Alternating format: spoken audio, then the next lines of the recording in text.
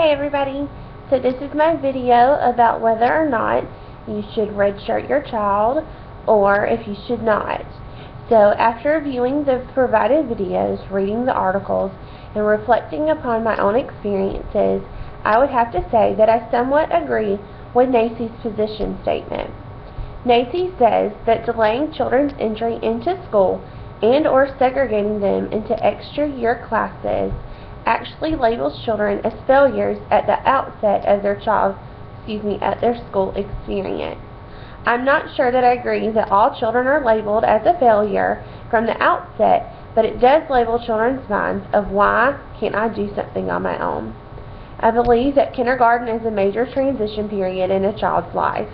The child is becoming more independent and learning many self-help skills.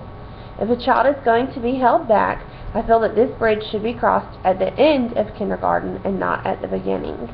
I feel that school districts have many more resources that they are able to pull from to further support the needs of families and their children. Many pre-K programs are unable to provide many services with little to no cost to the families.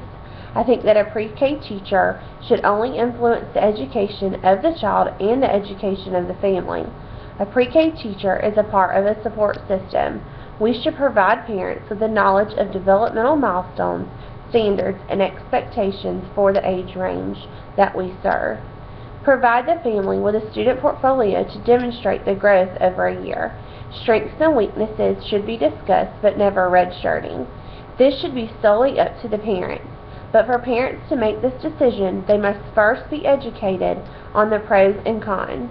A pre-K teacher can help to find information to provide to parents, but only at their request. While children who have late birthdays may have a maturity issue, it doesn't mean that academically they are immature. I have a late birthday, and my age never affected me in school. Many children in my brother's class were held back the previous year. Their parents were much like the competitive mother in the video. Their parents wanted them to be the best.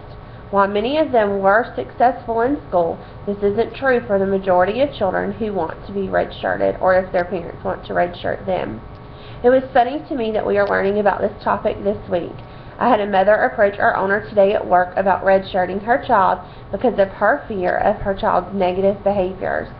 She is afraid that he will be labeled due to his lack of social-emotional issues. We discussed the negative impact that this would have on him and told her that we would not be able to accept him again for VPK again next year. I think that a great point that the article stated was that kindergarten must acknowledge and support differences in the needs of children and their families. One size fits all does not work in education.